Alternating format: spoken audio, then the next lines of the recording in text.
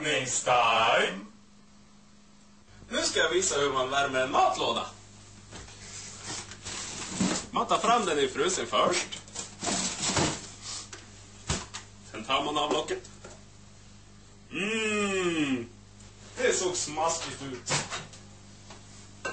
Sen ställer man in den i mikron. Sen tar man några sekunder. Det går fort det här. Men man får vänta en liten stund.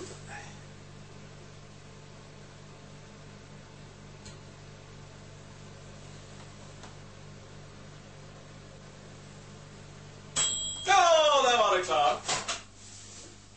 Nu blir man mätt i magen. Aj, fan vad varmt.